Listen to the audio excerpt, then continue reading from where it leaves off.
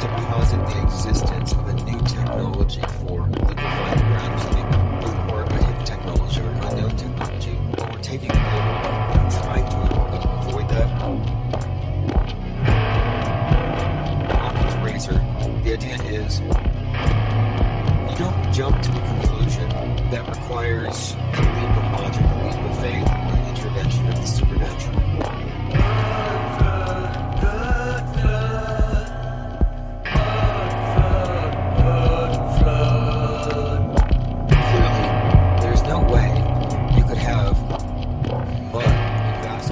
Okay, thanks for the opening track. That's One-Eyed Jack and the Shells, Mud Flood, which is about mud flood. If you don't know, look up Mud Flood 101 on Amazon now. Okay, so let's continue with what we started talking about in Discord about 20 minutes ago. And if you're not in Discord, you're missing out on what happens 22 hours a day. You know, that 2 hours that I'm live is just kind of like the tip of the iceberg. But to get into the Discord server, you have to join Patreon. There's a cover charge, $1 per month. If we can get 1,000 people, well, we have pretty much the auto hoax army that we need. We're about 10% of the way there. Okay, I wanted to start with this, and then we'll get into the blimps and this other stuff. So I opened up my tips at autohoax.com email. So if you go to autohoax.com, it's the wiki that we're developing. And soon I'm going to hire writers. And I'm going to employ them on, I'm going to put them to work on the task of filling out autohoax.com. And we have a set number of topics that they will be working on. So that's for 2020. We're looking at moving into print, among other things. But I was going through my tips email, which I haven't had a chance to access, and I received an email from August, and someone was just saying, "Hey, you got to look into this." So, at the time we were talking about Kevin Booth and his connection to Hicks and Alex Jones, and this theory that he's the guy behind the scenes who facilitated the fake death and the resurrection, the replacement. So we've heard about Kevin Booth, but then we talk about, in a separate conversation, Mancow Mueller, because, funnily enough, we're talking about how Harry Lennox, the actor, is just another deepfake, and behind that mask is, as you know, Barack. So Barack Obama in a mask as Harry Lennox is the theory, and so Mancow Mueller's hanging out with Henry Lennox or Harry Lennox, and Harry says, basically, "I am Obama." And if you remember this topic, it was discussed on InfoWars. So Mancow Mueller is talking to, it sounds convoluted, I know. He's talking to Harry Lennox, who tells him, "I am Obama." And Mancow is like blown away by this. Like, what the hell does that mean? So he goes on to Alex Jones and he talks about it. And the thinking here was, from the position of Mancow, who's a right-winger, he was like, "Hey, look, we got some guy who's secretly more influential on the president than we know, or something." But no, this was, I think, kind of a hint in a way. Yeah, Salty Siren, I can't stand Mancow either. And he owes Mad Mike $2 million. But we'll get into that later, too. So I'm listening to this story, which at the time when I heard it originally, it made zero sense. I'm like, okay, so what's the big deal? The president was trained to be presidential by an actor. But in light of recent discoveries, now the conclusion that we're looking at is that maybe he was behind the mask. And we're talking about deepfakes, not the digital kind, but we're talking about the silicone masks that they don't want us talking about. And we're getting deeper into it. So, throughout these conversations, we've brought up examples, and one exemplar case of this would be the Bill Hicks to Alex Jones transition facilitated by Kevin Booth. So again, I'm just bringing up some of these names just to put them all on the table here, because here's where it gets intriguing. This guy who wrote me an anonymous tip to tips at autohoax.com, he said, "You really ought to look at Kevin Booth because it appears to be that he is playing the role of Eric Mancow Mueller." As in, Alex Jones's, Bill Hicks's producer, is actually wearing a mask with this ridiculous outfit. Yeah, I mean, I can see it. The guy does look masky now that I think about it. So my question here is, what are the odds that Hicks/Jones's producer would be moonlighting as a shock jock right winger, just spewing garbage designed to make right wingers look crazy. And the more I looked at Mancow, the more I realized, well, he does look very masky, and his hair does look very fake. I just assumed it was a toupee. Like, do all of them, do all these guys have like really great toupees, or is that just part of the mask? It's kind of what I'm suggesting here. You're right, Booth does have a bowl cut. Okay, so here's what the email actually wrote, and this is verbatim. It appears to me that Kevin Booth is also playing the role of Eric Mancow Mueller. They look almost identical. His production company is called Sacred Cow Productions. His second name, being Booth, also hints that he may be part of the Booth acting dynasty. Example, John Wilkes Booth. Mancow has been a frequent guest on the Alex Jones slash Bill Hicks show. And, of course, Bill Hicks was friends with Booth, best friends. And so this is interesting in itself. If you looked at the biography that Booth wrote about Hicks, it even hints, it alludes to the fake death and them getting away with it. I mean, Duper's delight galore. So again, I brought up how Mancow, in one episode on Bill Hicks, Alex Jones, is talking about how he hung out with Harry Lennox. And now, again, we're just talking about how these deep fakes kind of hang out together. So here you have Mancow, and then you have Sacred Cow Productions. Kind of a interesting connection there. Pono-ku said Mancow and Jesse Ventura had a fake fight about 9/11. Yeah, Fearless TV, Alex Jones being Bill Hicks is extremely obvious, and I have more on that. So this is what he looks like ordinarily, up close. And so the ears match and everything. Not that that's all you would need, because even without the ears, you could have a total head cover. But I'm looking closely at Mancow's face, and look how recessed those eyes are. Like if you kind of squint, he looks like demon possessed, like just black pits. He looks like his eyes have already been gouged out. Like, where are his eyes? You can't even see them. They're just so far back. And I think that this would indicate, and this is actually typical of the masks that we're describing. And of course, it would encompass his entire head, his neck, and it would go down below. Now, this is not just pure speculation. This is coming from a tip. Don't know the person, but I'm digging into it. So I'm looking into him, and he does look ridiculously like rubbery. The hair looks fake, faker than the Weeknd's hair. The glasses, indoors. Who wears glasses indoors but CIA, plants? If you're wearing sunglasses and you're inside, you probably work for the CIA. Somebody prove me wrong. Find me one example that contradicts that. Okay, now check this out. So, just Fearless TV, just to back up what you just pointed out. This is from 1986, and this is Bill Hicks being funny as hell. Okay, but I'm not going to play his comedy routine. I'm just going to play the video without sound. And just look at his face. Look at his facial expressions. If you have any familiarity with Alex Jones, you will be seeing dozens of micro expressions that correlate perfectly. You'll see it in the bottom lip. You'll see it in the eyebrows.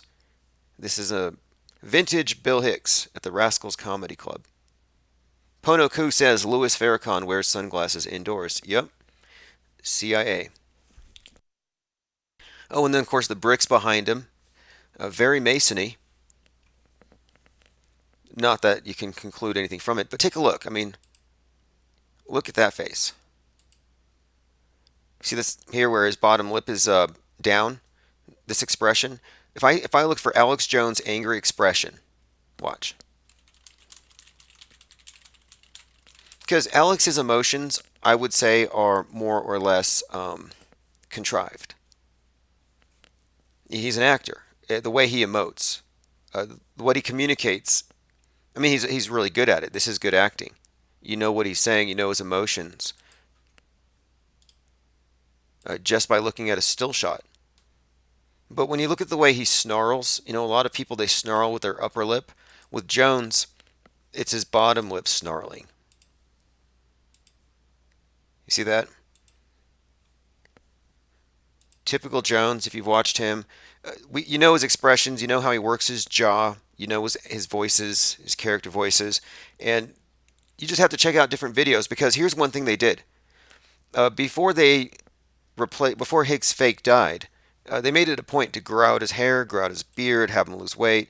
They created a different image that would last to create a high contradiction. So there's a high contrast between who he was and then who he is.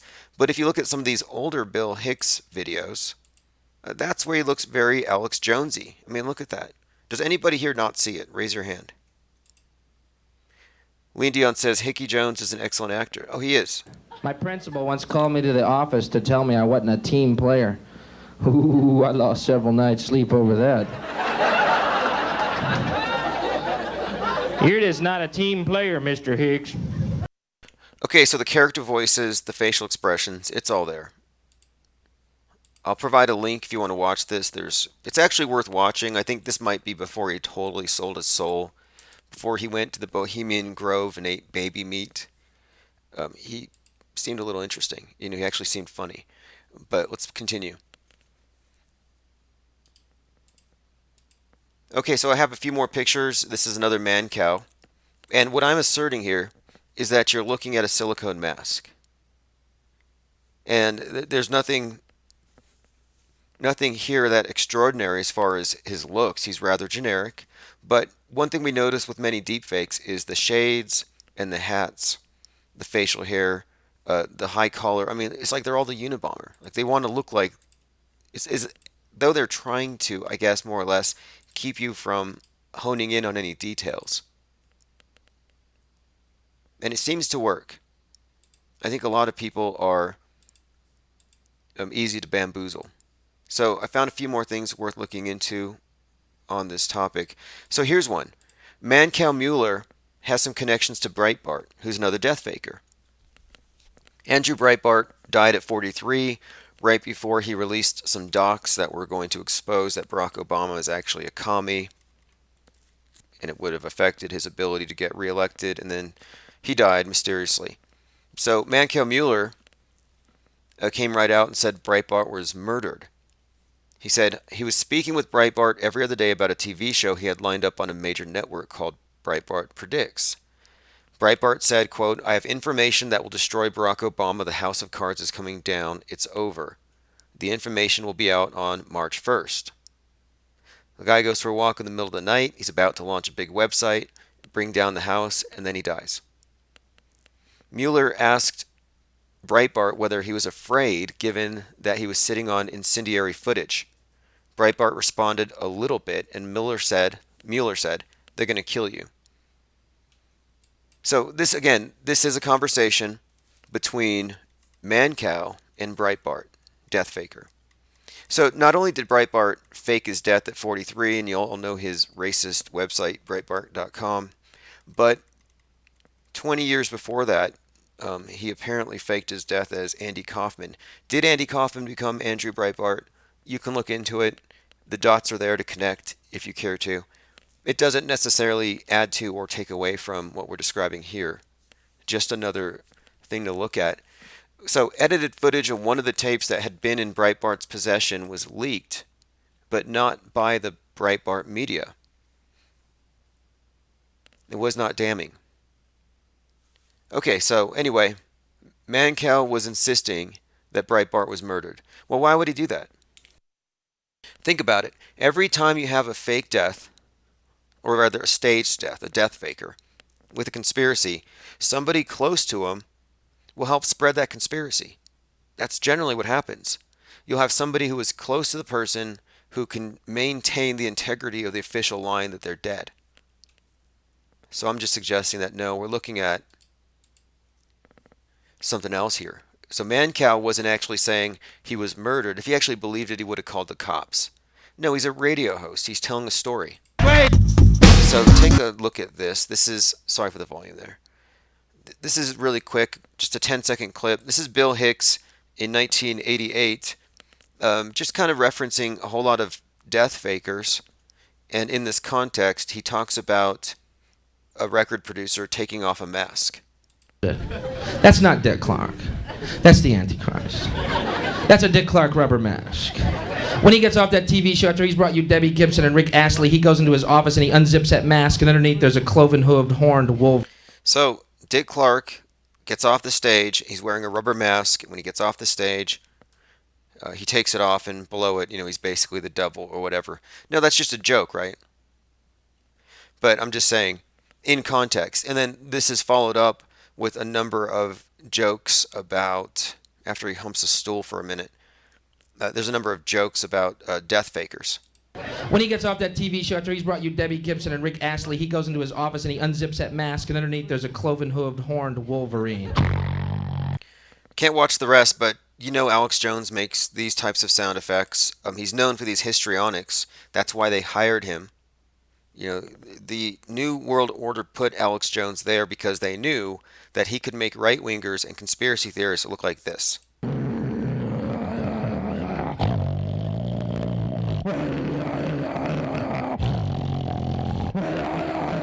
And he's still doing that today, but he's doing it at Infowars.com.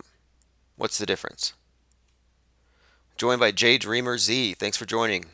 Totally Alex Jones. Oh, absolutely. No doubt about it. He's a deepfake. And so we're saying not only is he a deepfake, but his producer Kevin Booth, Sacred Cow, is actually Eric Mancow. And, if you look at their facial structures, and I'm not analyzing that today, but like the person who sent me the tip, yeah, there's a match. It wouldn't surprise me if this guy's wearing a rubber mask and that Sacred Cow and Mancow are the same thing. And I don't know what the Sacred Cow means, but it's worth pointing out that Alex Jones's friend, Charlie Sheen, well, Charlie Sheen's father is a Bohemian Grover.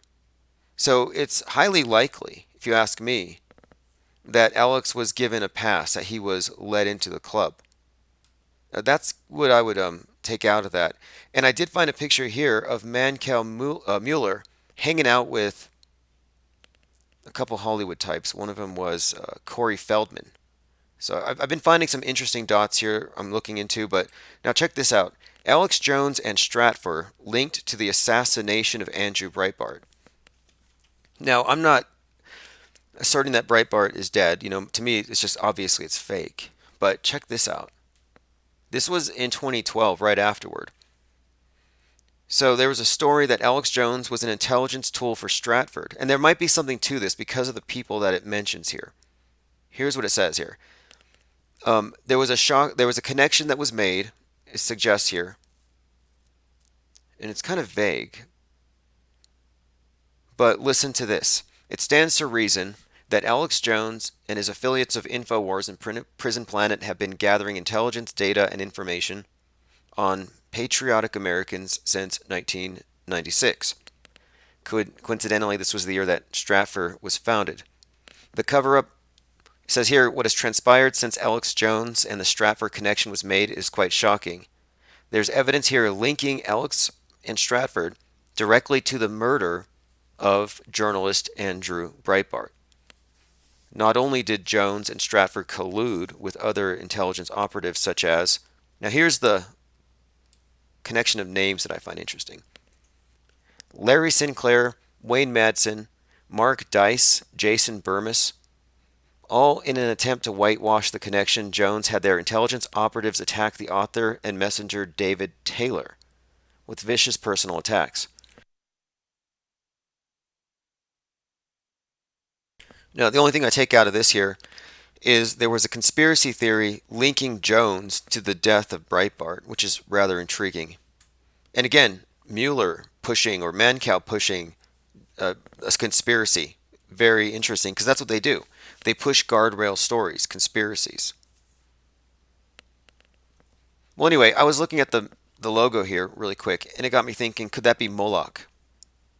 Spike's Crop said, I stopped listening to Alex Jones over a year ago. Good for you. You left Alex Jonestown. Stopped drinking the Kool-Aid. It's pretty bad. It's beyond gatekeeping. What he's doing is he's sabotaging free speech. He's doing damage, severe damage. Like, if you don't know already, the NRA is actually controlled opposition to the gun control. if they were really trying to protect your Second Amendment, they'd be calling out the you-know-what actors, but they won't.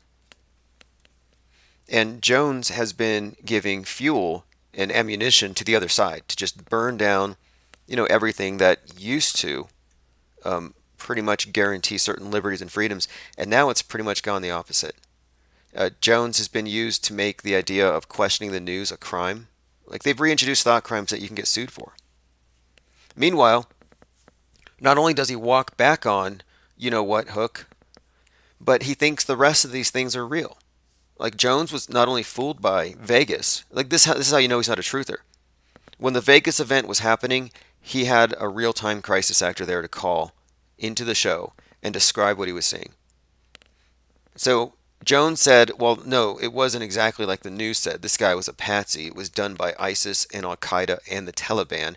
And more hotels were shot and windows were smashed up and people were dead everywhere, but the news media is covering it because they want to hide the jihad. That was Alex Jones's assessment. So if you think he's a truther, come on. You get the biggest, most transformative psyops of the year, and he's there, just basically guardrailing for the mainstream. So, bottom line, when it comes to Eric Mancow Mueller being Kevin Booth in a mask, seems legit. I don't know where the tip came from, but there are so many interesting connections between known death fakers and deep fakers that, yeah, it's probably worth exploring. It just seems like anybody in this line of work doing this alternative media on the internet seems just increasingly suspect. I mean, are we just looking at Operation Mockingbird? That's kind of what I'm thinking now. Something I mentioned yesterday, the climate change group have a problem because nobody's really afraid, so they want to start calling it now something else. They said, we need to start calling it climate meltdown or global meltdown. They want to change the name, change the verbiage in a way that it'll scare you into acting. And this is fundamentally no different than doomsaying preachers in the churches telling you about the wrath of God. Well, they're ramping it up. And if you don't fear God today, you're being unscientific. Listen to this. Climate inaction could unleash dark forces that would threaten democracy and lead to war. We are on fire, act now. And it just got me thinking. I'm like, you know what? You know what we could do? Because I've been all about inactivism. Just kind of looking from the outside when it comes to the Blue Pill Theater. We know what it is. But that doesn't mean we can't, opine on it in some way. So I decided to start something here. This is Flat Earthers for Hillary Clinton.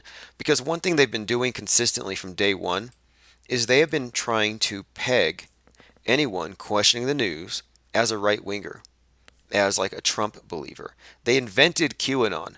Like, I'm pretty sure that the real identity of the person behind QAnon will never be known, but in all likelihood, it was probably Hillary Clinton, because they want the other side to have ridiculous things that they can attack. It was probably led from the other side. Wouldn't shock me. Or it might have been led by Trump. But my point is, this is a Facebook group, Flat Earthers for Hillary Clinton. Feel free to join it. If you're already on my friends list, it'll auto-approve. Just want to see how many people we can get interested. And I also want to find out if we can get 200 or 300 people in here to start making, stating their opinions on the issues that the Democrats are for. I'm curious, will they try to disavow or will they embrace you? Will they say, we don't want your votes? So that's kind of what I'm interested in seeing, just a little social experiment. My Facebook page, if you want to check that out, is facebook.com/crisisactors. Okay, I'm going to open phones here in just a minute. Let me go ahead and somebody sent me this. Kid Rock does look like Dr. Phil dressed up as Kid Rock. I'll go ahead and put that on the screen. I'll be back in just a minute. I got to open up my phones.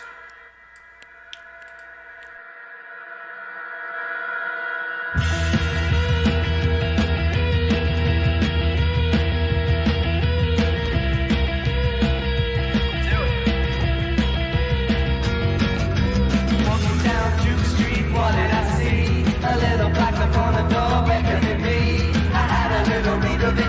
what it could be.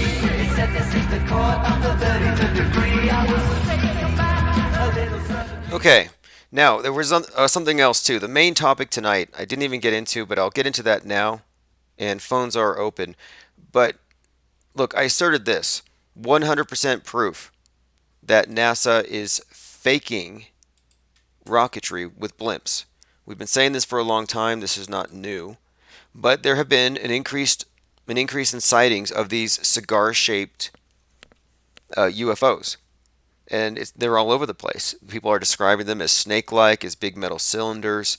So this latest one, over the last month, an elongated, unidentified object, which reminded some of a cigarette, has been spotted from California to Wyoming and even in Scotland.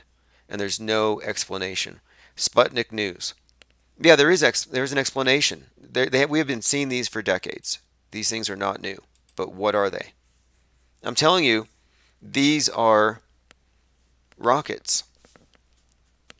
They're shooting the footage. You're seeing the movie magic before they add the augmentations. This is just probably stock footage for Jeff Bezos. Just sending up a bunch of these space blimps.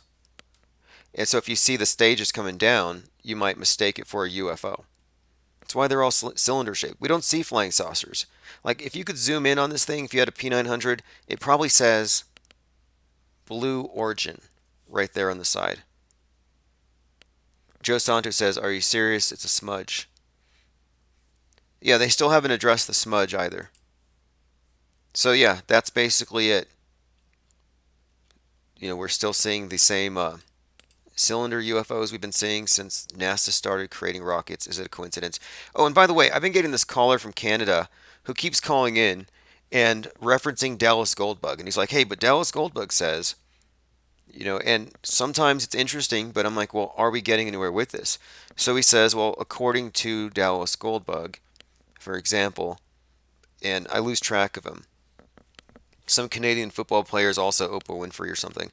And I'm like, okay, you're losing me, because when we're saying deepfakes, we're not talking about really anything abstract or bizarre like reptilian level stuff. We're talking about something that's actually rather mundane. And the techniques that make it possible, the technologies that make it possible, are rather easy to understand. They require no leaps of logic. So this is Dallas Goldbug. I haven't looked into him for a while, but look, this is where he's coming from. You may want to know this. Something drew the suspicion of the Michigan State Police.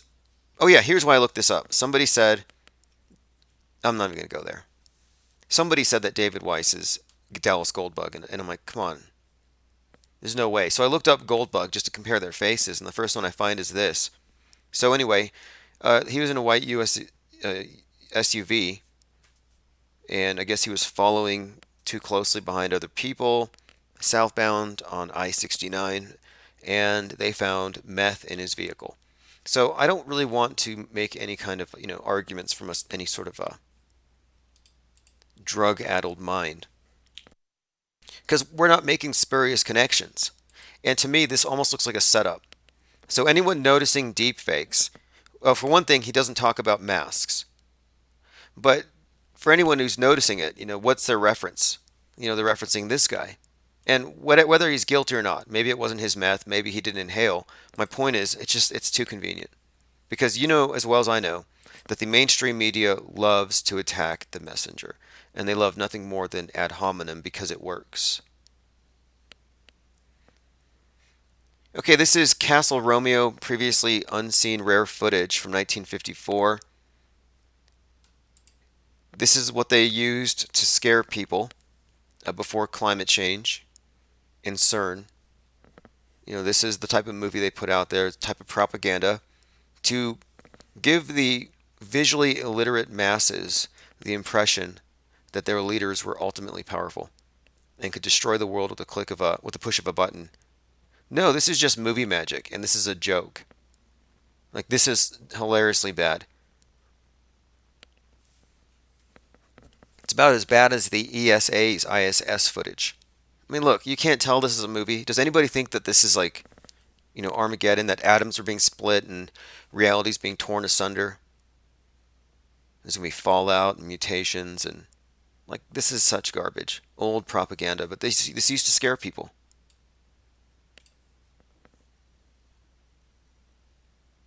Duck and cover. Now the duck and cover is accomplished with school shooting drills, but it's the same thing. It's just a way of getting you to grovel before Big Brother. So instead of having you on all fours in a mosque or on your knees in a church, you're under your desks. And in all cases, you're basically praying to the same wizards here. And someone who had analyzed these, I don't know who it was, I have to look into it. Might have been Aaron Dover, but they were suggesting that the footage actually came from using sunrises on a time lapse, and then using layers for the other effects. But if this is the case, then you're actually looking at a sunrise, which is also very symbolic, I think, because ultimately it's about the sun god, about Caesar. And so having the sun used to create this spectacle makes a whole lot of sense. Fearless TV says, yeah, definitely fake. Oh yeah, definitely fake. But nobody could have known this at the time because, of course, visual literacy. That's why I think today we're going through a new reformation. But unlike the previous one, which is about literacy in the printing press, I think today's is about the visually literate breaking away, from the state church. Okay, last night we talked about space meat, hairspray on the ISS, and why human organs can only be 3D printed in space. Tell me this isn't a big fat lie right here. On the space station, these two astronauts, are telling Neil deGrasse Tyson, yeah, we can grow organs in space. We can grow livers, we can grow brains, we can grow whatever you need, but we can't do it on Earth because gravity. So basically, the structural integrity of this artificial biomatter is so fine that it needs to be in microgravity in order to be 3D printed and then to be transplantable into a human. So in other words, they can create new organs for you, but they can only do it in outer space. It can't be done here on Earth. Miracles in heaven. Yep, exactly. The high priests in the sky castle, they can manifest you a new heart, but you got to go to heaven for it. I mean, isn't this like right out of Revelations where the raptured go to heaven and they get new bodies and they come down and they kick ass?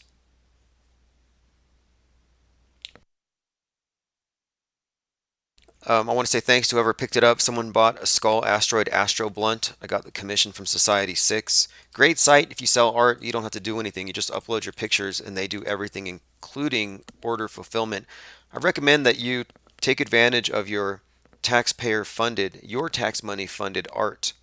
And so here we combined an actual asteroid shaped like a skull that almost killed us on Halloween 2 years ago with an actual space object, which now they say is made out of dust, and that's being pushed by the sun.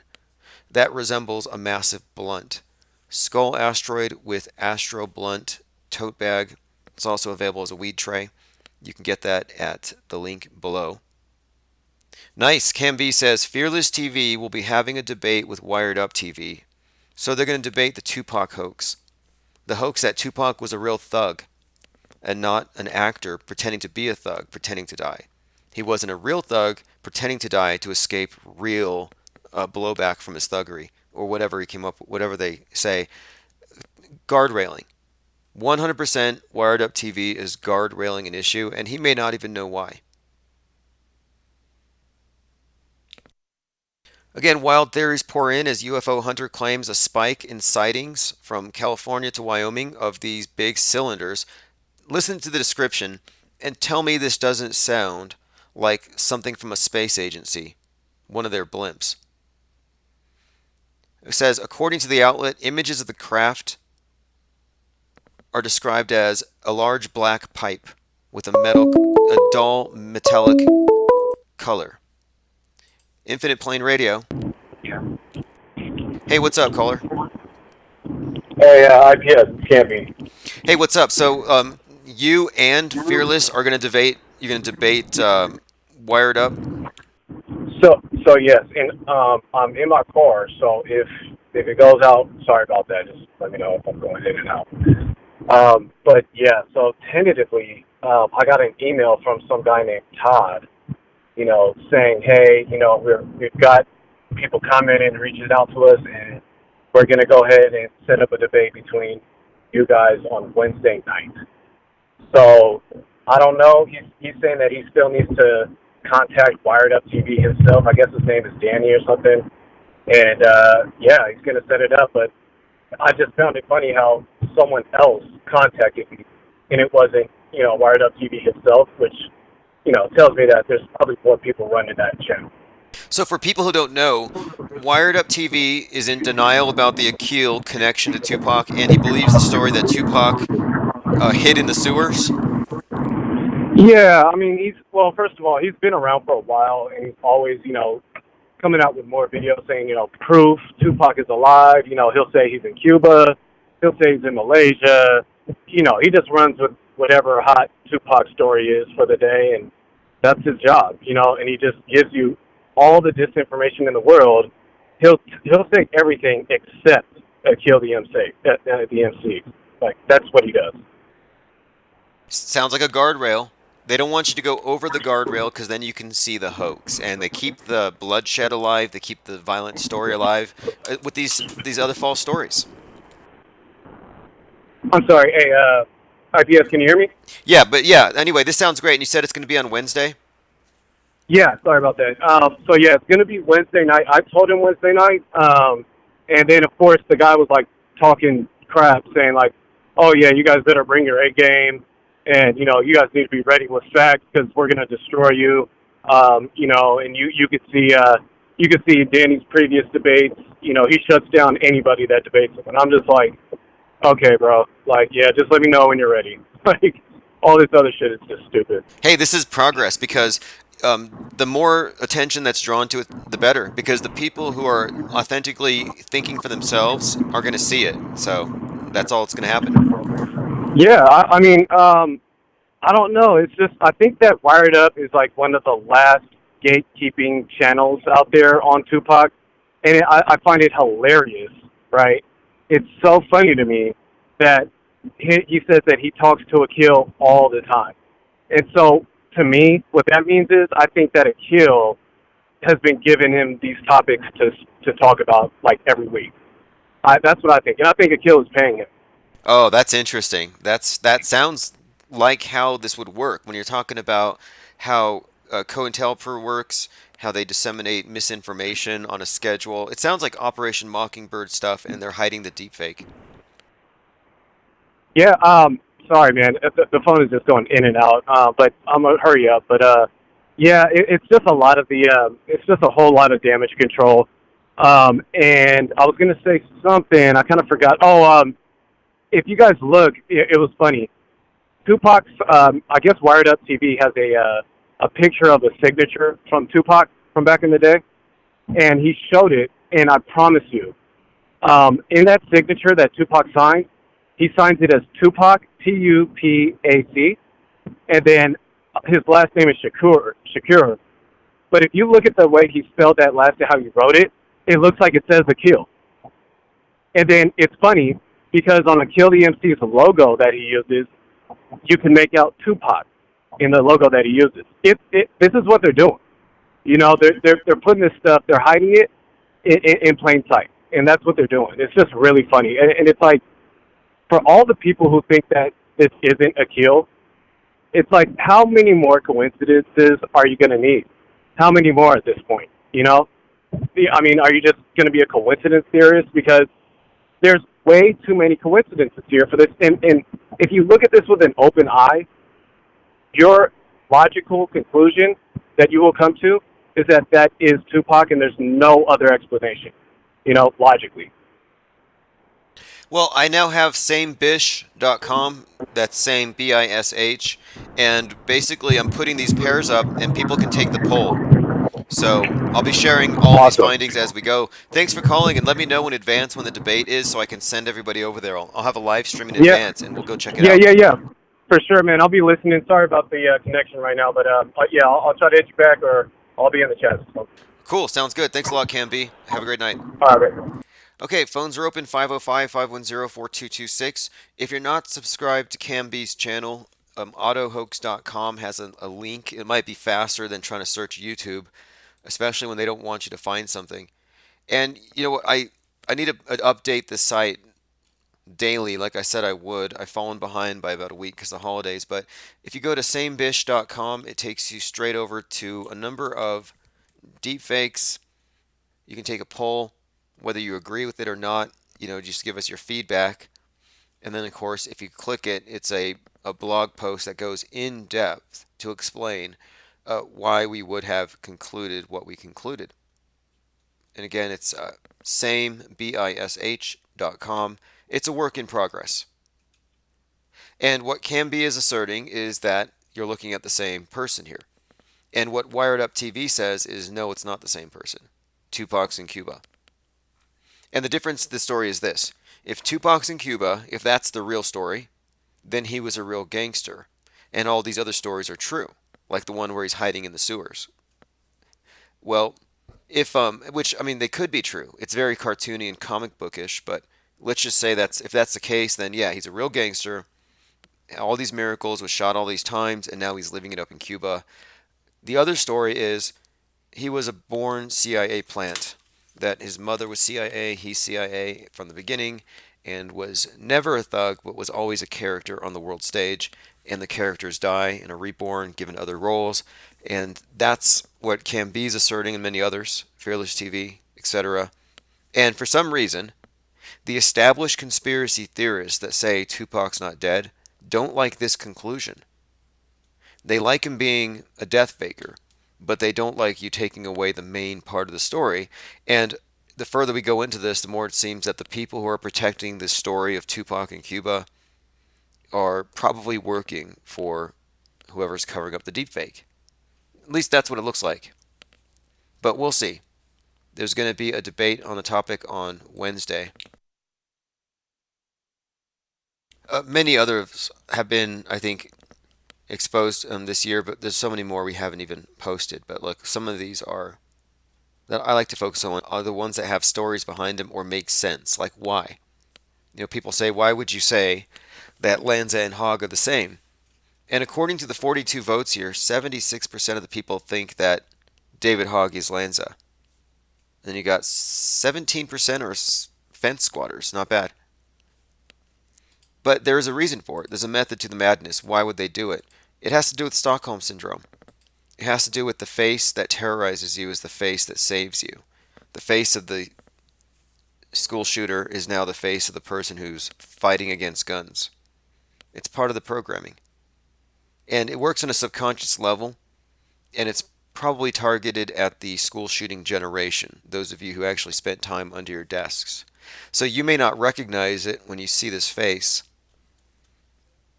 That he's saying, I'm going to save you. Follow me. Try to vote. Vote Democrat. Vote away your guns. When he's saving you and all that, with his die-ins and all the political theater, he's also the guy that was used to terrorize you. Not a coincidence. And one thing it's important to note, and this is part of our documentary Drilled, is that in the schools, part of the curriculum, in addition to the drills, is the mainstream news. So they are taught in schools that all of these events happen as reported. That's part of the curriculum. So it's really a level of indoctrination that's far beyond what's in the textbooks. They're getting a mainstream media indoctrination just as part of the package. Not doppelgangers, same bish. Big difference. Yeah, something else too. A good link here. Maybe I'll click that one. Well, we'll look into it later. The point I was making with Kevin Booth and Eric Mancow is that the deepfakers move in packs. And as you saw, that's the case with this one. It's the case with Akil. A number of other prominent or famous rappers who fake their deaths are still running together. Check this out. The simulation presents itself. How a moment of personal crisis ignited a need to make the new film, The Mandela Effect. So I talked about this last night. We may have a Mandela apocalypse on 12/6. And this is going to happen when a whole lot of people are exposed to the MEs, the Mandela effects. at the same time. So many that it might actually be an influx of new believers. So overnight, I mean, imagine if overnight you went from 0 to 10 million flat earthers, just literally overnight. Well, this could happen between December 6th and December 7th. You could have 2 or 3 or 4 or 5 million new Mandela affected. And there's some reviews coming out in advance. Listen to this. The Monopoly Man never wore a monocle. Darth Vader never said, Luke, I'm your father. It's Berenstain, not Berenstein. I was instantly sucked in. I've been going down a rabbit hole of my own. I looked into Mancow, Kaku, and Elon Musk. Nick Bostrom. I delved into the matter. Anyway, this guy's talking about deep Mandela effect, deep stuff, where they start talking about updates. So, for example, when the people who say that Ed McMahon used to deliver checks for Publishing Clearinghouse said that there was no evidence of him working for the other company, we found a bunch of videos. And the Mandela Affected said, well, that's because the system updated. Well, listen to this. And this is from a piece on talkhouse.com. He says, when I heard about the Mandela effect, my mind connected the two. The Mandela could be breadcrumbs or little bugs left behind as updates to the system, and we're all living in a computer simulation. I began to notice updates of my own, taking place in my personal and public realities. So, this person was very affected by the movie, and he had to write about it.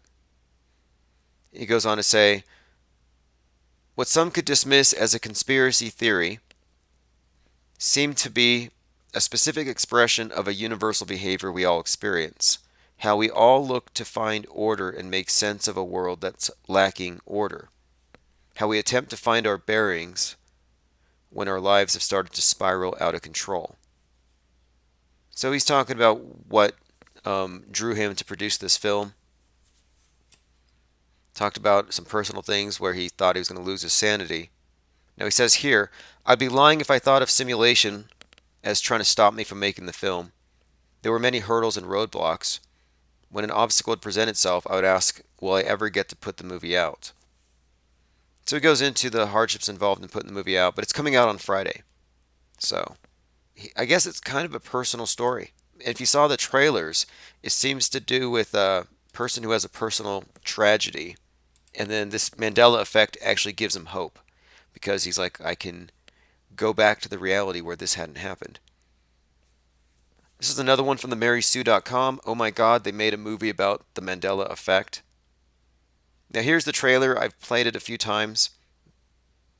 Basically, it's a guy going crazy, and at the end, he's told that ideas are dangerous things. He said, if you've made it this far in your life on the internet without hearing about the Mandela effect, congratulations. It's an umbrella effect. It's an umbrella term for many instances where many of us are positive we remember things from the past that never existed.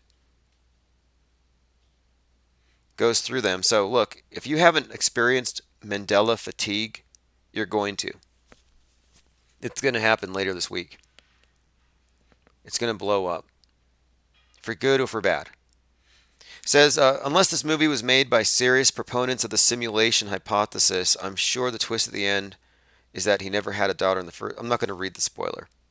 But, it leans heavily on simulation. And this is something worth considering. For example, you have different schools of thought when it comes to trutherism and how people see, what we're looking at as the big deceptions of our time. And the Christians who believe in their eschatology can't really get into mud flood theory because that erases history pre-19th century. And it totally contradicts anything in the Bible as far as Revelations. Revelations doesn't talk about mud flood. In the same sense, I kind of think that the Mandela effect leans too heavily on globe science, on the modern paradigm. And it contradicts everything about flat Earth. So I kind of think that you can't really be a flat Earth Mandela effectee. It just doesn't make sense because, again, the Mandela effect has to do with basically multiple universes. So I do find that many of the Mandela affected want to kind of minimize simulation theory. So they may not like this movie. They'll probably call it disinformation, but ultimately that's where it comes from. And if you look into where this thing started, it starts with Fiona Fitzgerald Broom, who's a necromancer and a witch and a paranormal advisor, really big into haunted houses. So this is the one who came up with this idea, which then spread. Now, my theory on the Mandela effect, more than likely, is that it's the misinformation effect echoed back by the internet, which can really have you form any echo chamber of any group. You get the long tail, anything. You want to find a group of people who believe that Bigfoot rides unicorns? You can. What about a group that says that no, it's the other way around? He carries the unicorns. You can find that group too. So they're everywhere. You can reach anybody with anything, and so if you have some harebrained idea or some misremembered factoid or trivia, guess what? You can find an echo chamber to amplify that and tell you, no, you're right. Everybody else is wrong. So here is Fiona Broom, who had actually came up with this concept, and she never separated it from parallel universes or multiple timelines. Like, it is 100% a multiple timeline conspiracy theory, or rather effect. That's what it's based on.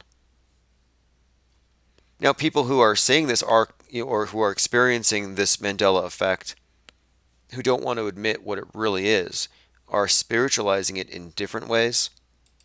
There's Christian Mandela affected, and then there are some Mandela affectees who aren't necessarily Christian but have found it as a result.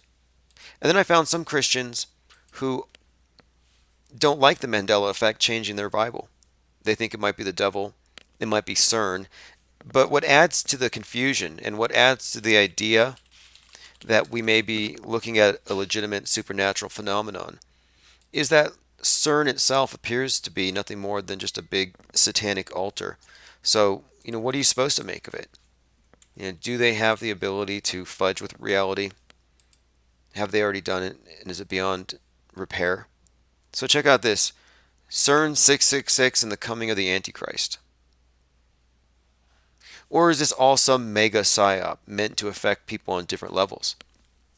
Doesn't help that Tom Hanks is knee-deep in the Mandela effect with Mr. Rogers, with his role in the Dan Brown movie where he went to CERN, where he points to a Mandela effect that's apparently in one of the Da Vinci paintings. And then, of course, Tom Cruise is all over conspiracy, and he has been for a while. Let's take a look here. This is from July of 2016.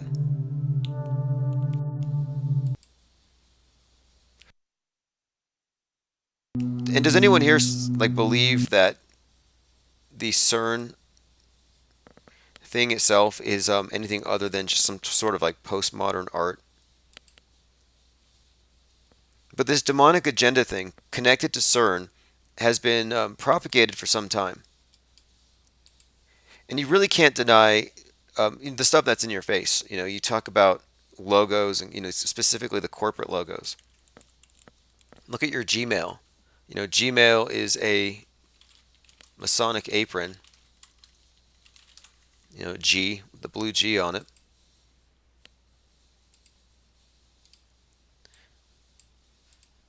Makes you feel real secure about your emails, right?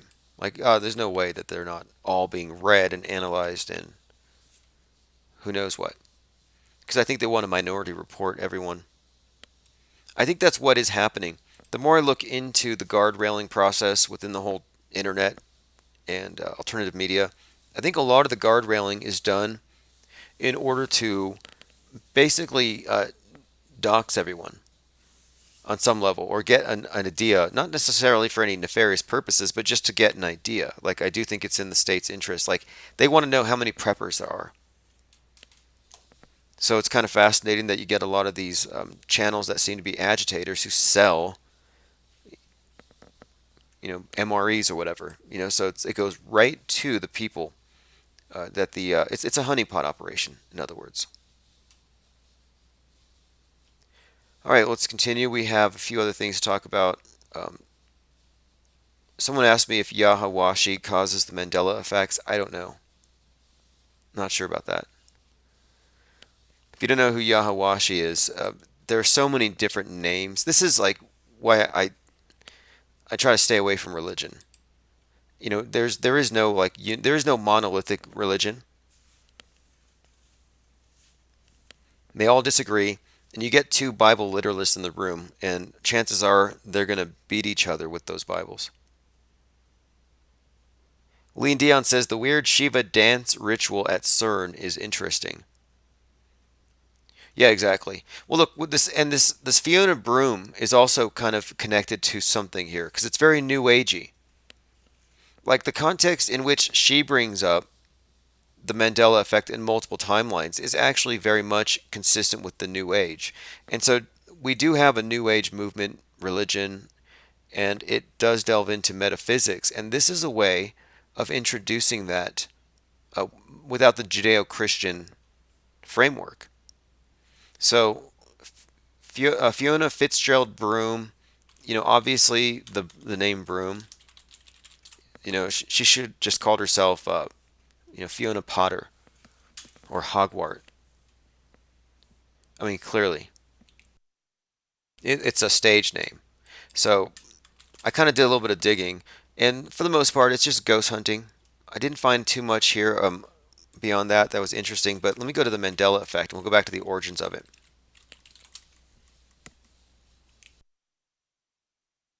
Okay, in 2009, that's the year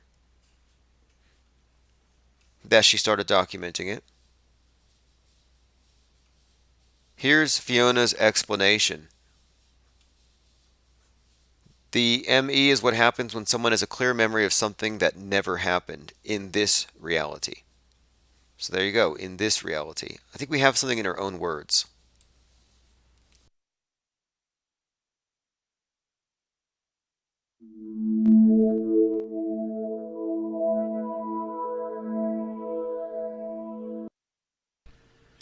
After that conversation, I spoke with one of my book editors. She suggested that we start a website about it to see if there was much interest. At that time, I thought that odd Mandela memory was one of a kind. Well, it's been nearly 10 years since then. During those years, tens of thousands of readers have shared their unexplained memories and theories about them in conversations, emails, and comments at the Mandela Effect website. It turned out that the Nelson Mandela memory was the tip of the iceberg. Today, the phrase Mandela effect usually means any memory, generally something from popular culture. Okay, now I want to see if I can find her explanation for it. Now, yeah, this is the part where I say it's not something you could ever analyze scientifically. Others are more certain of their memories. A lot depends on context and how much the individual incident or memory was supported at the time. I won't say it's like a light switch, either on or off, but most people either get the Mandela effect or they think it's nonsense. Most skeptics seem to insist that it's all confusion, conflation, or false memories. What's odd is how ferociously they protest the Mandela effect. They attack it with a zeal I don't see happen with other paranormal theories. Okay, I got a question about this one here. Okay, so she says what is odd about this is that the skeptics of the Mandela effect attack the idea and give angry rebuttals. Now, I don't think that's true. I've never seen that. I've never experienced it. And I've heard the same about flat earth. They say, "Oh, you don't want to talk about this because everybody will call you an idiot." Haven't experienced that either. So I wonder if this is part of a selling or a sales tactic where when you're selling somebody into a cult, you want to already put them against everybody. Like they're all going to reject you. They're all going to laugh at you, but we won't. It's like they're already preparing the person for rejection and then letting them know here's where your validation is going to come from. It looks like a setup, a psyop. And I don't think that people attack the idea. People love the idea. It's trendy as hell. There's a movie about it. Mandela effect is like the least polarizing and the least offensive of all conspiracy theories. It doesn't blame stuff on any group. It doesn't even say, "Oh, that school shooting was fake." It says nothing's real. Everything is fake. So it also leads into simulation theory. So in that sense, it's a secular miracle that serves the power elite and their agenda of getting you all to see things their way. So I'm looking at this as, nah,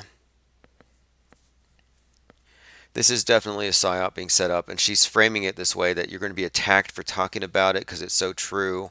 You know, oh, they will persecute you for my sake, like Christ said. Bullshit. They attack it with a zeal I don't see happen with other paranormal theories. Really, that's very strange. But hey, I've never felt that I had to prove anything about the Mandela effect. The phenomenon is too widespread for me to doubt its existence. Oh, I keep an open mind about individual memories, including my own. But for me, the Mandela effect passed the Occam's razor test long. For me. So it doesn't matter about everybody else, obviously. It's for me. And for what I'm seeing, it's too widespread to dismiss. Again, this is what I had when it came to this debate. This was my main argument against this guy called in. I think his name was Maddie. You know, he said, your evidence is a collective memory. And I'm saying, if you're going to make an argument from the collective, as in a lot of people agree with me, well, guess what? There's more people that don't agree. You're not in the majority. And if it were in the majority, it wouldn't be in effect. So you see how it works. It's a double bind. It's designed to induce delusion. And the more delusions you have, and the less of a connection to reality that you have, the more you're technically schizophrenic. You have a break from reality. And that can be exacerbated by enablers. Because it's a form of narcissism where it's a delusional worldview, but it's allowed to exist because it's enabled. Kind of like alcoholics are enabled. Well, there are ME enablers who are enabling people to go off of the effects of interrogator bias and their own confabulations, as though they have a legitimate experience, which they say is spiritual or evidence of trans-dimensional or jumping timelines, traveling. So again, the idea that you can't dismiss it because it's very popular, then what won't you go with? You know, this is just, you're saying it's a bandwagon. See, the bandwagon effect doesn't exactly make it any more credible. Long ago. At this point, I have no idea what the Mandela effect really is. I don't know what causes it. All I can say is how very strange it seems because so many people seem to share similar or even identical memories with nothing in this reality to support those memories except fellow believers. If you remember something like the books being Berenstain Bears, not Berenstain Bears, or Luke, I Am Your Father, or even Nelson Mandela dying in the 20th century, that might be the Mandela effect, and you are part of this adventure. So that's a little nicer than what I've heard from the more recent converts who say, oh no, if you're not affected, you are affected, you just don't know it. You're in denial. I'm like, oh man. So that's where you're dealing with a religious cult that doesn't tolerate non-believers, or has an in-group bias and a bigotry towards those outside. And they do. They are bigoted.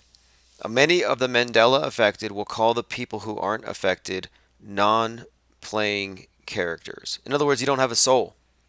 They'll say it. You don't have enough of a soul to experience it. You don't have any light. You're of the devil.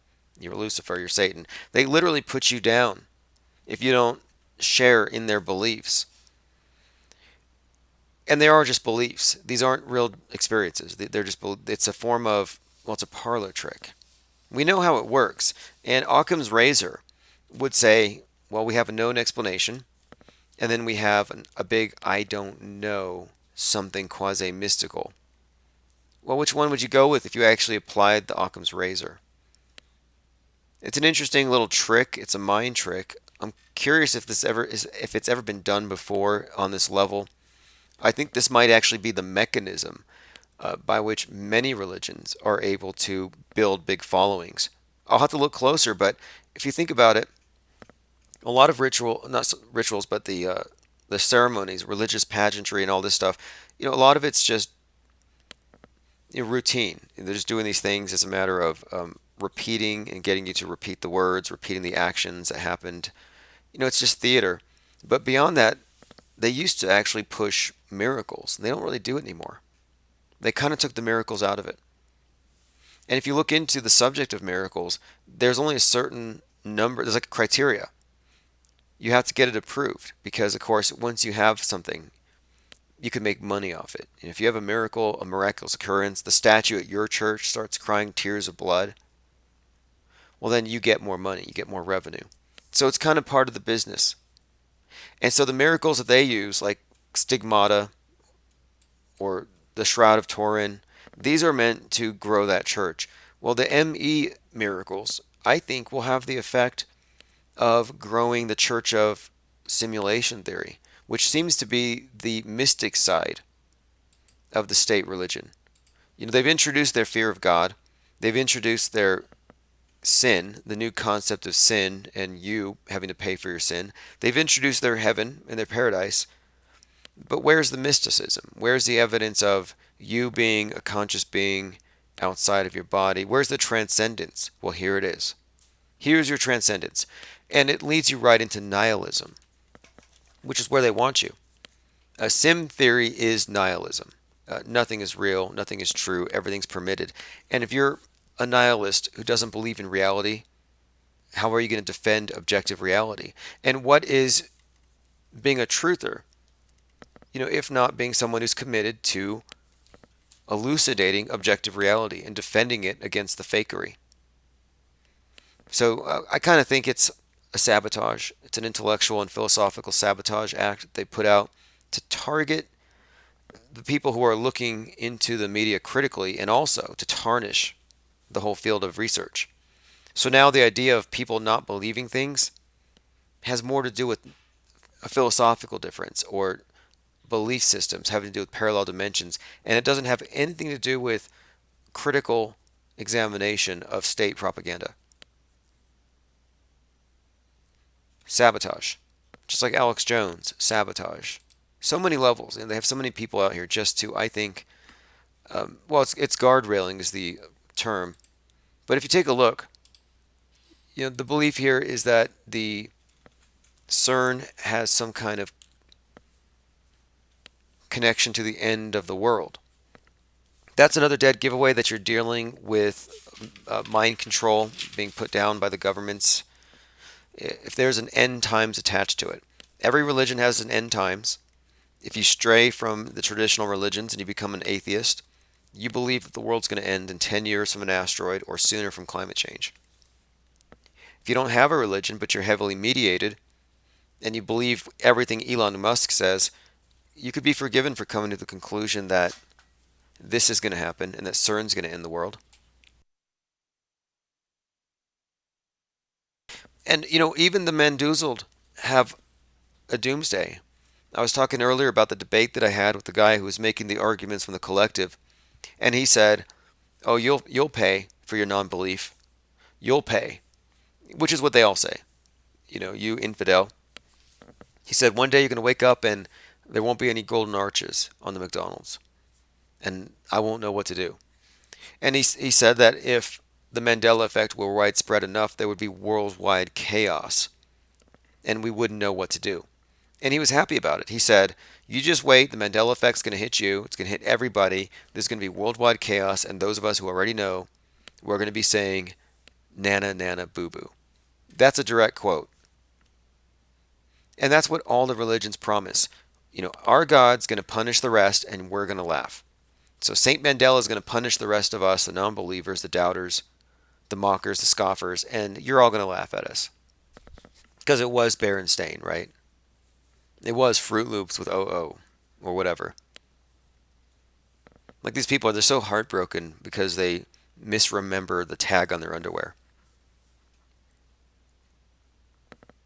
But again, the doomsday. So the ME have a doomsday. And so if there's going to be a doomsday,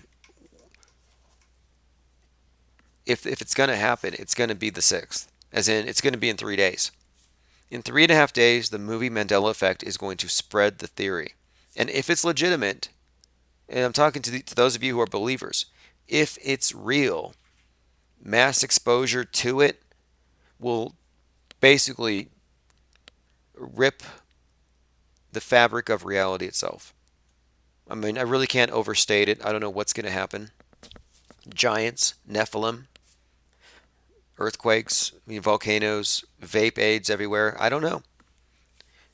Plague. We could have the 4 horsemen of the apocalypse. But basically, the world ends. I would probably estimate on 12/6. CERN 666, death and destruction coming. No, really though, why do all the conspiracy theories end with the end of the world? How come there's no conspiracy theory with like a good, happy ending? Here's another one. I can't even deal with that right now. Iron says, even if there are changes, there's no way to substantiate it. No evidence, that's right. But if you have people who believe that there are changes, even if there's no evidence, their belief is enough. There's no evidence for any of the miracles of any of the churches. There's no evidence for any of the saviors from any of the religions to have ever existed. That has never stopped humanity from adopting an irrational, illogical, faith-based belief system. It has never stopped people from dividing themselves from others based on dogma. And it's happening now with this particular phenomenon. And it's interesting to watch. And all I want to know is it going to get bigger? Is it going to blow up? Is it going to metastasize? Or is the movie going to kill it? As in, is it going to derail the bandwagon? Any predictions? Feel free to call in 505-510-4226. Do you predict the Mandela effect will metastasize, or will it be utterly derailed, or possibly even discredited by mass exposure? That would be my question. Because when it gets this level of scrutiny, people will get to the bottom of it faster. Like this, for example. The 4-seater versus 6-seater. That's inherently problematic. If you say that JFK was in a car with 4 seats, not 6, how do you explain the magic bullet? How do you explain the other passengers? How do you explain the fact that the 4-seater that you claim is residue? How do you explain that it has 2 folding seats in the middle? 6 minus 2 is 4. It's like there's an explanation for why it doesn't have all 6 seats. Truth Infinity says they will push it on forever. That's possible. That's what I'm saying. It may just continue on forever. I want to play this for you. This is a short clip from 60 Minutes, and this tells you everything. One of the things... What she's describing here is how if you frame a question at all, even the existence of the Mandela effect, a vague association with it, if you even know it's there, now you're suggestible. So if you even have the vaguest familiarity with the concept of Kit Kat with or without the dash, you're already in a suggestible state. So take a listen. that I and my colleagues did is to try to get people to remember that they met and shook hands with Bugs Bunny at Disneyland. This would be impossible because Bugs is a Warner Brothers character and wouldn't be allowed at Disney. Okay. Yeah. So how do we get people to believe that? We give them an ad to evaluate. So here's a fake ad for Disney, and you can see Disney in the castle, and there's Bugs. And they review the ad. They just tell us how much they like it. Do they like the colors? Do they like the layout? But later on, when we say, tell us about one of your childhood trips to Disney, which characters do you remember meeting? Do you remember? So basically, she shows them a fake ad with Bugs Bunny earlier in the conversation. Thinking Heart says this lady looks like Bugs Bunny. Yeah, Bugs Bunny did do drag a lot. Could be him. But she says after having been exposed to the image of Bugs Bunny in Disneyland, people will actually recollect having met Bugs Bunny at Disneyland, which is impossible. Meeting Mickey Mouse, Minnie Mouse, the Little Mermaid, Bugs Bunny. We will get lots of people to tell us they remember meeting Bugs. Oh. And then when they get pressed for details, they'll say they shook his hand, they'll say they touched his tail, they'll say he was eating one said he was eating a carrot. One said, a few said he said. So it becomes real. It becomes real. They embellish. They embellish it. They build on it.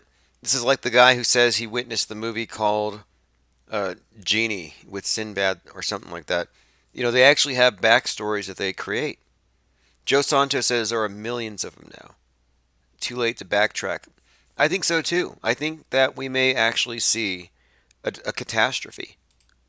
It with detail, and it looks every bit like a real memory. Yeah. Even though it couldn't have happened. It looks every bit like a real memory, even though it couldn't have happened. Now, someone here made a comparison. They said, how can you say the Earth is flat and the Mandela effect is fake? Like, isn't that a double standard? And no, the Earth can be demonstrated to be flat or round with evidence. There's no evidence for the so-called changing of things on this level. Just no way. One of them is a metaphysical proposition and false explanation, and the other is a geological fact, or it's not. It's either right or it's wrong. But no, there's no comparison there. None whatsoever. In fact, one person, a longtime critic of flat Earth, said, in his estimation, to use his word, no, I won't use his word, but yeah, he basically said that FE isn't as bad as ME. Not that we're comparing him, but in a way we kind of are. I mean, we have to make a clear distinction between seeking knowledge and believing, well, trendy things with no evidence because they make you feel good. And that's another part of what miracles do. You feel special because the Creator let you in on something. And then the people who want to tell you the truth or tell you what's really going on, that the intelligence agencies are messing with you, where they have you crying over Fruit Loops. This is clearly sabotage in my view, but here's the thing. I don't feel bad. At one point I was like, should I just leave this issue alone? Should I not talk about the Mandela effect being a psychological operation? Or should I let people just, go on with their misconceptions? Like, I'm not here to save anybody. But the reason why I think it's important to point it out is that we're dealing with censorship, and it's very aggressive, and it's ramping up. And I think it's important to separate serious, informed discourse from unserious, emotional, misinformed discourse. It's that simple. So anyone pushing false flags in 2020 is obviously pushing it for a reason. They're guard railing, because there are no false flags. No one's ever proven one to be true. False flag theories are there to hide the fakery behind conspiracy theories. Conspiracy theories give cover to psyops. So, for some reason, people have conflated conspiracy theory with truth. Like, oh, this is the real truth that they're hiding. No, this is the alternative truth for those of you who aren't paying attention or who don't buy what they're selling. Milky Smooth says, parallel universes converging. If this is true, it means it's been happening since the beginning and it's not a recent phenomenon. True. And moreover, it would be a universal phenomenon. And I've been pointing this out. You have 26 characters in the English language, and some people are highly affected because one letter is off on how they remember the spelling of a word. Well, what about China? They have 5,000 characters. A lot of room for error and misremembering. And I'm also curious too. One of the Mandela effects is so many Mandela affectees remember Tank Boy, or Tank Man, the protester in Tiananmen Square. They remember him getting run over and how gruesome it was. They actually remember that. Or they say they do. Well, he wasn't run over. I mean, I watched a documentary about some people who went and met the guy. He didn't like any attention. But I'm wondering, in China, if they were told, hey, by the way, this group of Americans think that you guys are a bunch of NPC zombies because you can't see through the Matrix, and they know that that guy actually died and then reality changed. Like, do you think they would accept that? Like in China, is there any discrepancy over whether or not this guy was killed? Like what I'm saying is that if this was a real phenomenon, it would encompass more than just people who were watching a lot of TV in the 80s and 90s. Because that's it. 80s and 90s. There are some that might be from older than that, but you know what? You could probably reach some of the older demographics and you could ask them, hey, do you remember this brand? 1955. What was the logo? Was it this or was it that? And you could probably find a whole lot of Mandela effects. Fractal Escape says the current ME craze is the government trying to do damage control, so they think we're just people suffering from Dunning-Kruger and never learned anything in life, and the masses will hand-wave dismiss us.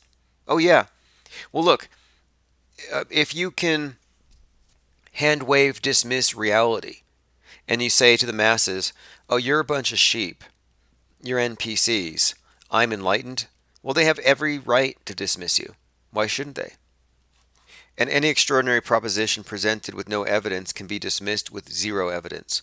And here you are, looking at people who say, oh, we're the vanguard of the truth. We are at the tip of this thing. We're the truthiest of all the truthers, but we have no evidence for it. Well, guess what?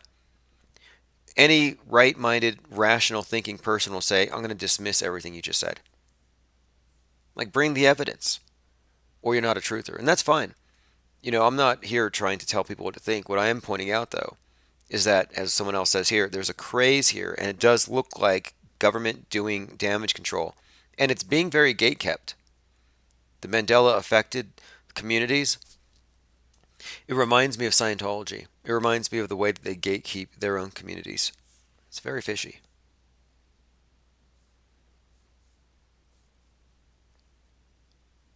Iron Fee says, I remember seeing Tank Man in front of a tank, no smash Tank Man image or video. Well, if you think about it, if he had been killed, they wouldn't have put it on TV anyway. Like, would you have had a memory of it? I mean, that's an important thing to think about, too.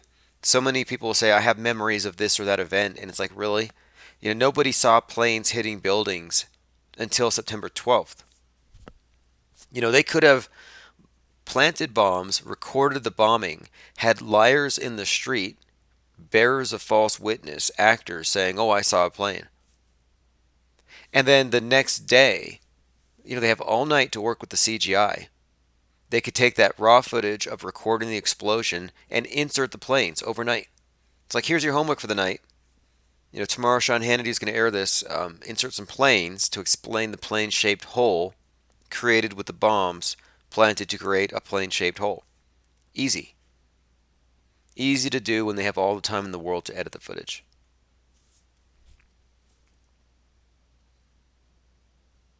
Joe says, I think they saw the tank not run over the guy, but had a vision of what it would look like if he had been run over and they were traumatized. Oh yeah, they would have imagined it. Fractal Escape says the ME train and the FE train run in opposite directions. They're temporarily crossing paths. Yeah, I think that's what it is, because, I've always talked about it in a joking fashion, because the only way it's true is if we're in a different type of world than we thought. If we live in, I guess, what you would call, you know what magical thinking is. I'm not talking about Crowley, but I'm talking about the idea that your thoughts are manifesting your reality. Like, that appears to be the case for a lot of reasons, but how extreme is it? How much input do you have? 1%? Do you have any effect on the probability? Do you affect other people's realities? These are questions that they're bringing up with this ME effect, and this is the question that people who engage in magical thinking ask themselves. And my point is that magical thinking, religious experiences, mysticism, this is a separate category than geography. Whenever I come across a Bible earther who says the Bible says flat earth, my question is, because this is the only relevant question, how many Bibles laid down end to end would it take to reach from your front door to the edge of the AE map? Because every other question that doesn't talk about the physical world and how you would discern its dimensions is a distraction. And ME isn't Mandela affected aren't trying to figure out the world because they've ceased believing in it. It's 100% new agey.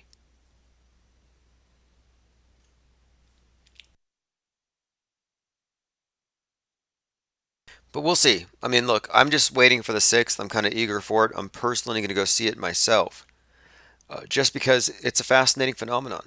It was fascinating to watch the mainstreaming of flat earth theory and how people responded to it. And I'm not joking, there's a very real chance that you could have an influx of millions of new believers. Keyword being believers. Thinking Heart says, but what if we're molding the earth with our minds by tapping into Saint Mandela and channeling our inner Nipsey Christ? Right. Right. A lot of people have suggested that. I don't necessarily disagree. I just need to investigate. But Saint Mandela, like, I don't know if the guy's a victim of this thing, but is it slander? Is it libel? Like, did anybody think that he would be dragged into this? It's kind of funny how you can be appropriated. Like Che Guevara, on t-shirts. Like the people have no idea what he stood for. But if you really think about it, if there is a patron saint of the Mandela effect, it's Ed McMahon. And it's a little too late, thanks to Fiona Broom. She popularized it over one of the worst examples. There are so many other examples that would better typify it than Saint Mandela. Okay, I'm going to take a quick break here. There's a number of topics that are open. I'm kind of curious if any of you here are interested in supporting Hillary Clinton with me. This is One Eye Jack in the Shells, just a bowl cut away.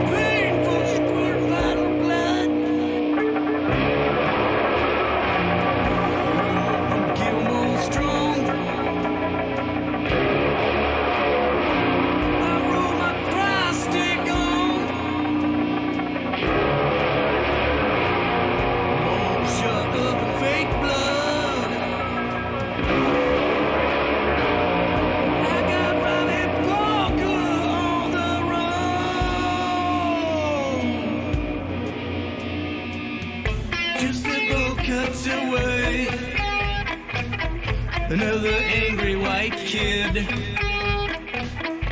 just about cut away.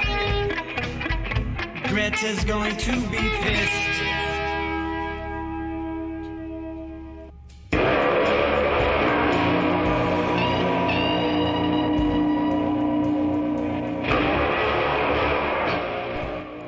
Hey, so I'm just thinking here.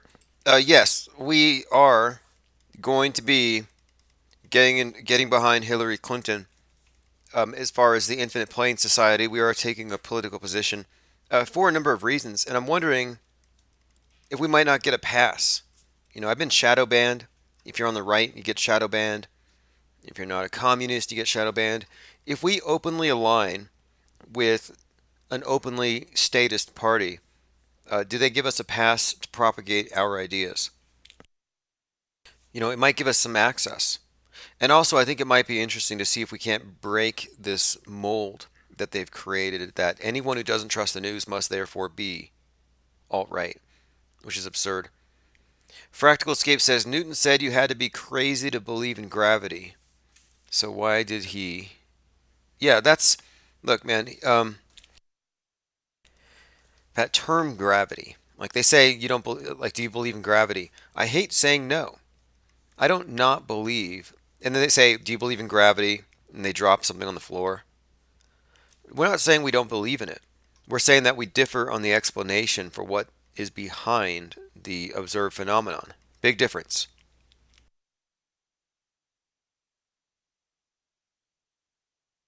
Iron FE says deja vu is French for already seen. It was widely mentioned during the hippie years. Don't hear much about it anymore. You know, that's a good point too. Deja vu, that experience has been linked with synchronicity and mysticism. Definitely. Definitely. Jason Perry says, what's your opinion on rainbows? Are they a reflection of the dome? Think about this, man. Okay, so you see a rainbow. You see both sides of it. So it's an arch shape. How big do you think the dome is? Like over your city? No. I mean, if there's a dome, it would stretch for thousands and thousands and thousands of miles. I think it's absurd. I don't think so. In fact, let me show you something. Let's bring up some rainbows. Because if your argument is that the curve of the rainbow is proving a dome, then what about rainbows that are observed to be a full circle rainbow? Does that prove globe? Like, I don't know where you're coming from with this dome thing. Where did people get the idea that there's some dome up there? Who told them? Like, have you seen any pictures of it? But again, if you're going to take that, I guess you're right. We're on a globe because rainbows prove the globe. If you see it in a continuous spectrum, it's a full circle, just like the Earth. So there you go. You came in here to push your dome and you just proved the globe. Good job. Phones are open 505-510-4226. Rainbows are a full circle and it's possible to see them when you're on a plane. That's fun fact number 3926.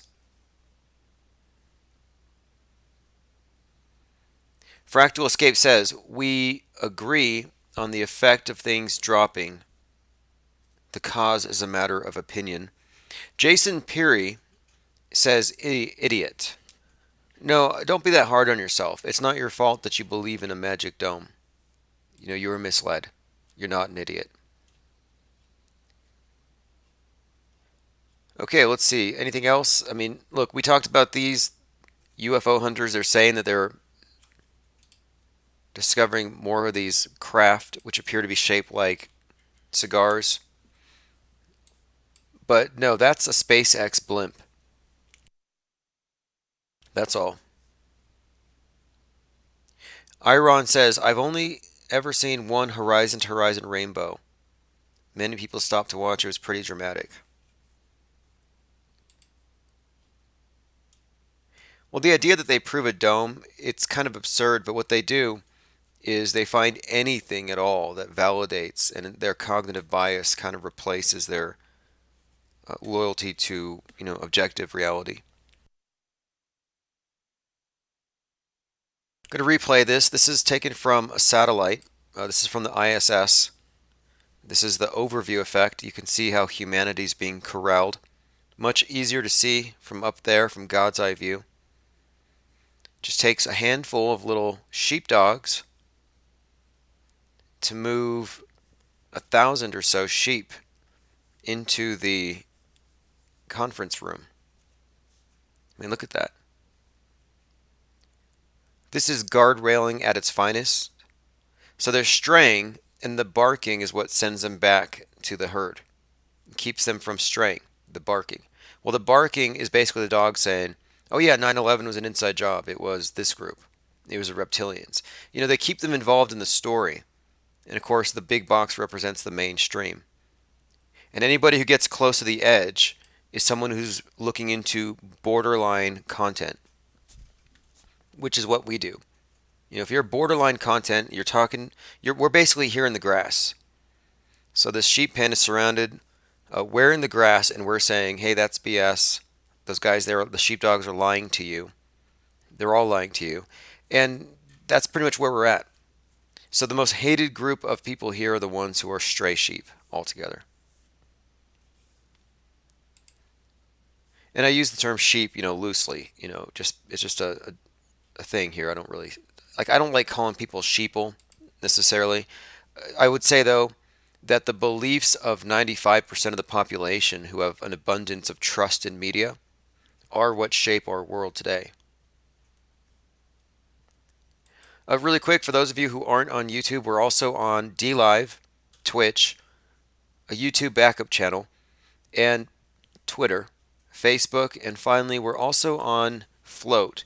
So if you haven't used Float yet, you go to infiniteplainradio.com, sorry, .live, and that's a hot link to the Float.app, which can simultaneously, and for me it's going to replace YouTube eventually, maybe next week, if they do a purge, but it also replaces Twitter. This is a place to microblog. I'll say thanks to Tim Truth, thanks to C. Shunda, and the others here who have been showing support. Says, you, Tim, keep up the great work in above ground news. But look, this is a viable replacement, and I'm trying not to even use the names of these companies that have pretty much co-opted various areas. Like the Twitter sphere shouldn't exist.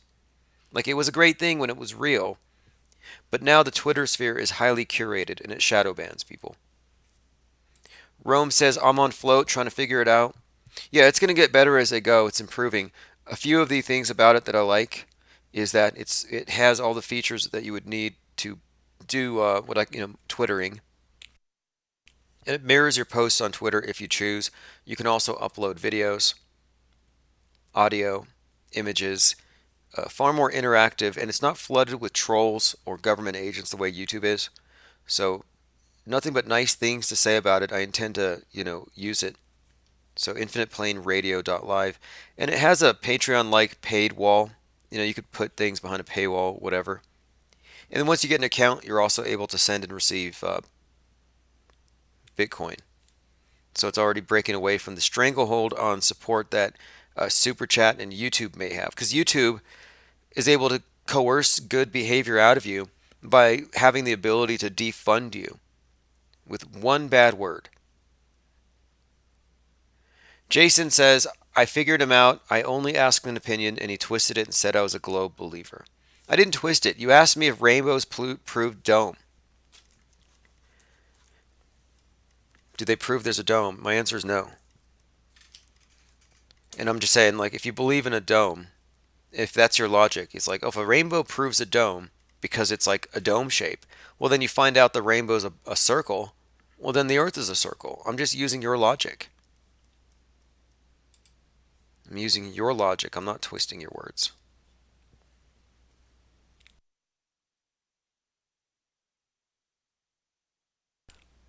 All right, phones are open, 505-510-4226. I have a few more moments here. Yesterday we were going over a couple of things here, like you have right-wingers saying that left-wingers calling the London attack a false flag are lunatics because they need you to keep their devil alive, and they don't like you calling it a hoax or calling it a false flag. But calling it a false flag is guardrailing because it's treating it as still a real attack. Just real with a little bit more intrigue. All right, good night, Jason.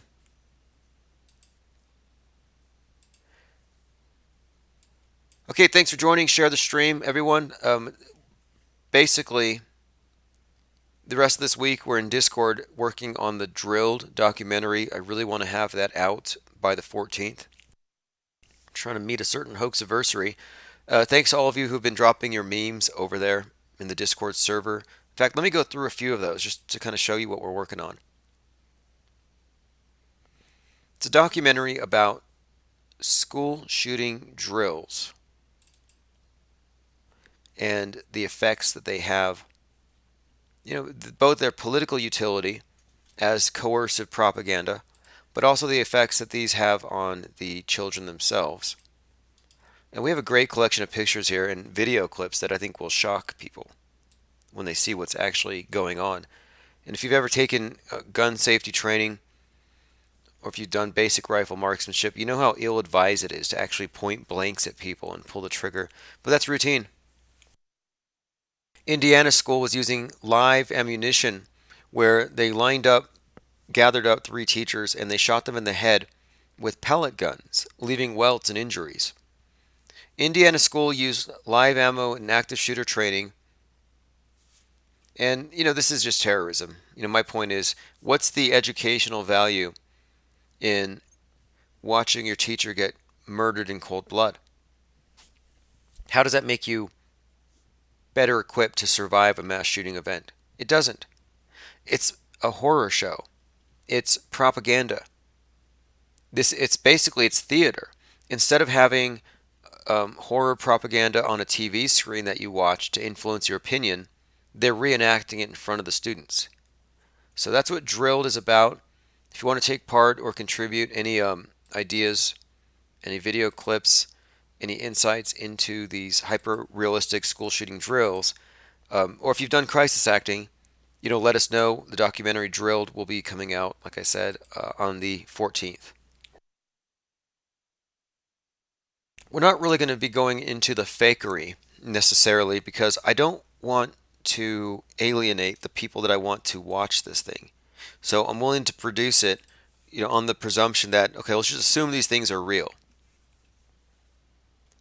Anyway, I will see you all later. If you want to get into Discord, go to infiniteplainsociety.com.